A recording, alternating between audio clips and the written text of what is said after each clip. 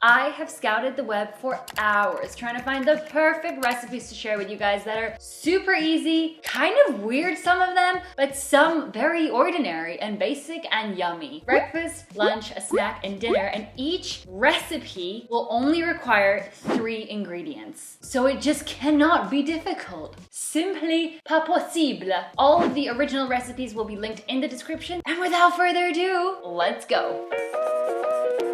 For breakfast, I decided to try making my own chia pudding. The recipe I followed is by HealthNut Nutrition. It requires coconut milk or cream, maple syrup, and, well, obviously, chia seeds. You basically add a can of coconut milk in a bowl and pour in a 1/3 cup of chia seeds and a tablespoon of maple syrup. Mix it all together nicely until it's all combined and pour the mixture into glasses. This amount made 2, and it's really that simple. The only annoying thing is the waiting time for it to settle in the fridge. I left mine overnight to make sure it thickened really well and had it ready the next morning for breakfast. Good morning. It is the next day and I have my chia pudding here with me. I did cheat a little bit and I added some blueberries and a little bit of cinnamon.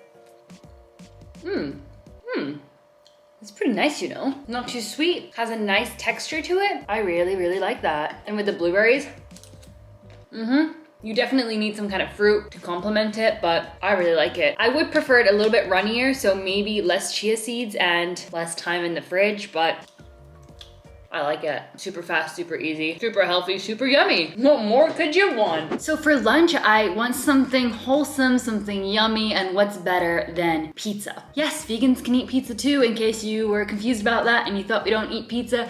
Heck yes, we do. I'm just gonna go for an absolutely classic margarita. I'm starving, let's get straight to it. For lunch, I followed a recipe I found by vegan vlogger Madeleine Olivera. I'd be lying if I said I wasn't drawn to the pizza recipe, if you will, because who on earth doesn't love a good old pizza? I picked up some vegan cheese, tomato passata, and pre-made pizza dough. So I started off by laying out my dough, and yes, okay, I cheated slightly by using some flour to roll out the dough, but oh my god, it was so sticky and there was no other choice. But come on, I mean, everyone has flour at home, right? And it's not a crazy ingredient to get a hold of. After rolling out my dough, I turned the outside edges, corners? What's the word? You get what I mean. The outer circumference of the circle. And then it was time for the tomato passata. I just gave that a generous spread and then grated a good amount of vegan cheese on top. I really made sure it was a decent amount because I am not about that life where you only get a tomato-based pizza. No sis, absolutely not. I then put it into the oven at 200 degrees for around 15 to 20 minutes. Yep, it really is that easy. Okay, I'm starting to think that there's some kind of false advertising going on here because my cheese says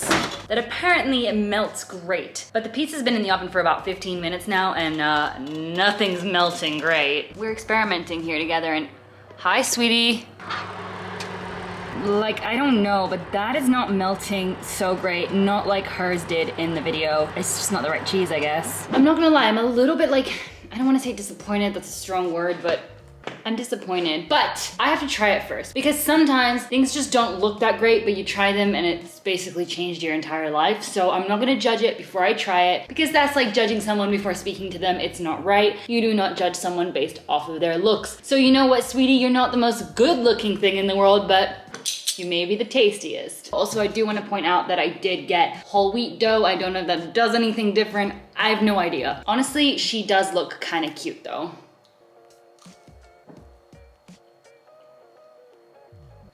It's hot. You know, I'm not mad at it.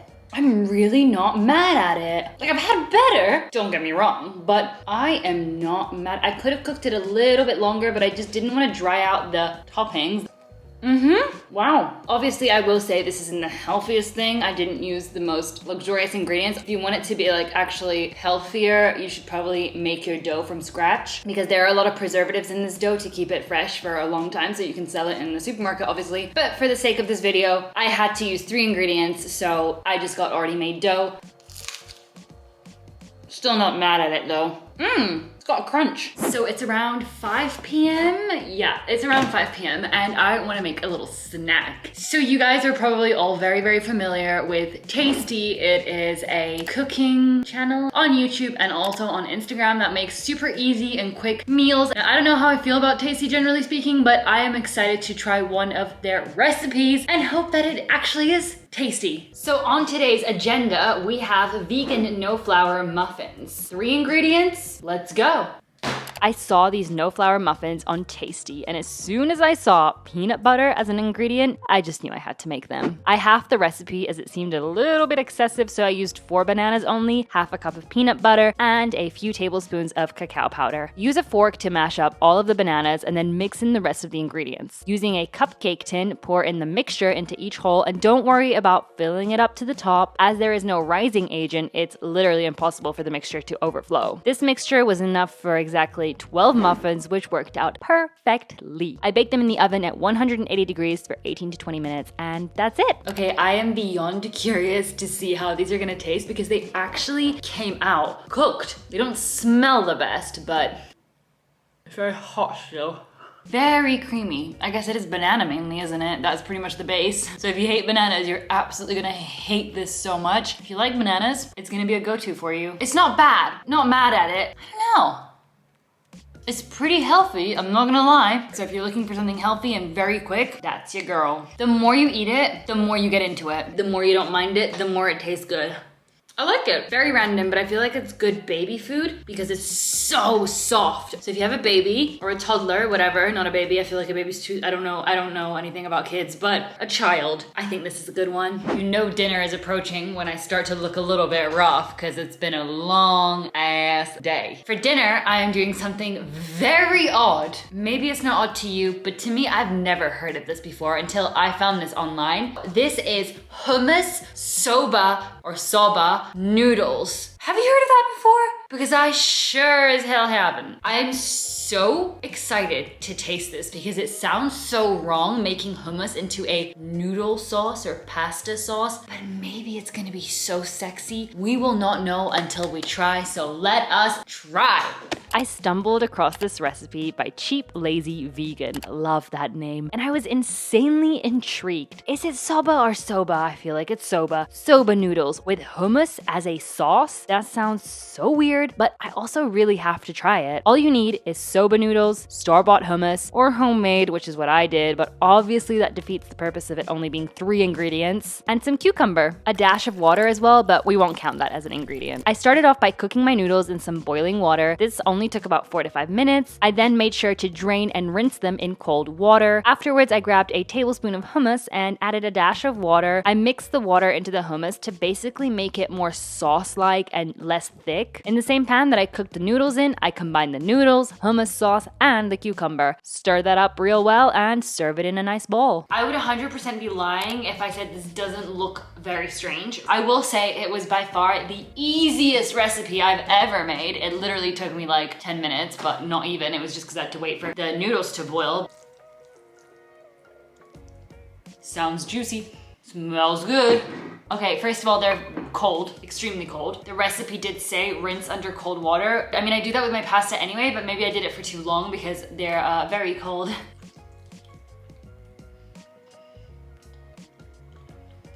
See, I'm thinking if they weren't cold, maybe it would be cute. Even though I think you're supposed to eat soba noodles cold. Are you? I'm not sure. Let me try with a little bit of cucumber. Let's see. I mean, like, I'm not mad at it. I'm not loving it either. I'm not obsessed. I don't know. It's like, it's interesting. And obviously I used my homemade hummus, which is cheating, I know, but I put a lot of spices in there. So it does taste a little funkier because of that in like a good way. I don't know how it would taste with ordinary store-bought hummus, if it would be even more boring. I mean, I'll eat it, you know? I will say though, it's definitely not making me go like, oh my God, and it's not satisfying me. And I think that's an issue. I think this must be a little miss from me.